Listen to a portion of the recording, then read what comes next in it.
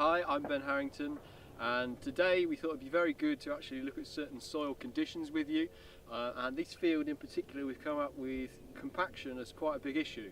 So we'd just like to show you what's happening and just have a brief discussion about how this is going to impact the field and production in the future. So compaction is caused by the tightening or packing down of soil, generally by either livestock or machinery mismanagement. So the biggest issue with compaction here is that it's going to compromise gas exchange.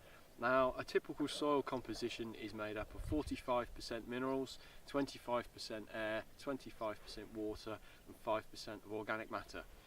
Now, when you start to take the air out of the equation, you run into different problems, but really the biggest impact this is going to have is the lack of respiration. So the CO2 isn't going to be able to exit the soil from microbes that respire, and in that case actually is going to be less photosynthesis, because the CO2 then isn't going to be utilised by the plants that are growing above.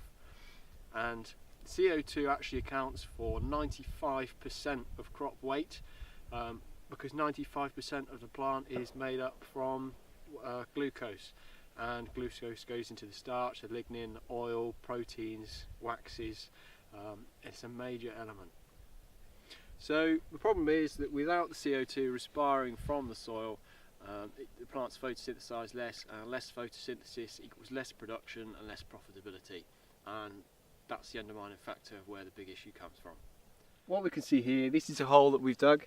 This actually goes down just further than 6 inches, and you can see this soil is very tight, the whole profile, but actually hits a pan as well 6 inches down. So this is going to cause an issue. So as you can see, the porosity here, you're just not going to get that 25% air or 25% water.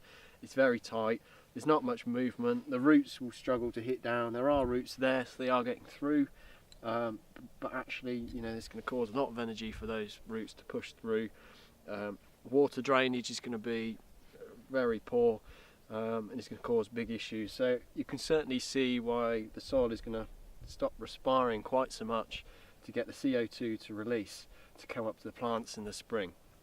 So another issue that compaction can cause is actually denitrification, and this comes through either puddling or flooding, so where water actually just sits, you get very waterlogged soils basically. So the issue here is that actually you have aerobic organisms that are in the soil, and they still need oxygen. So they start to supply their oxygen from things like nitrate nitrogen, which is NO3.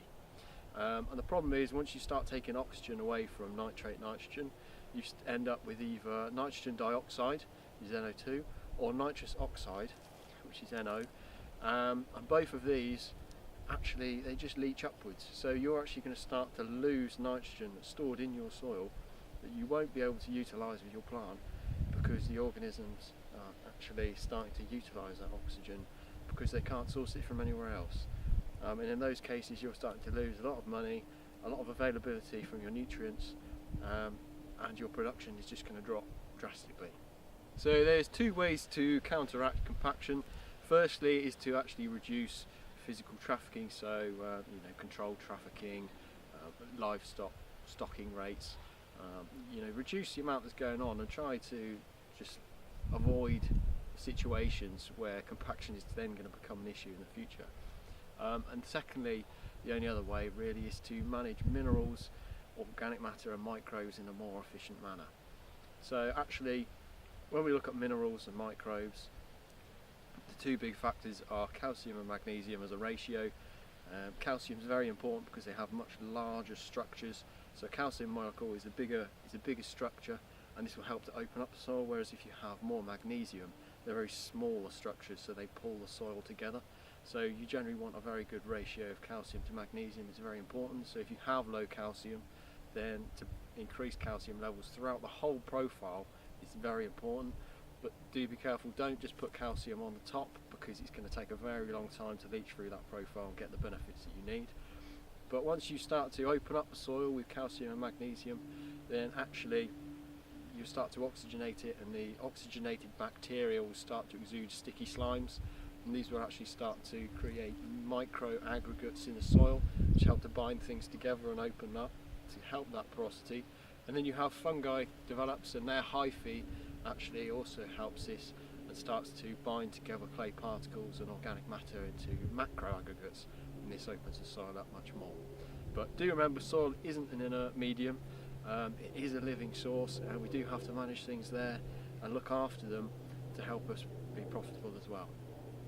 So this has been covering compaction. If there's any other queries that you have, please do get in touch. But thank you very much for watching.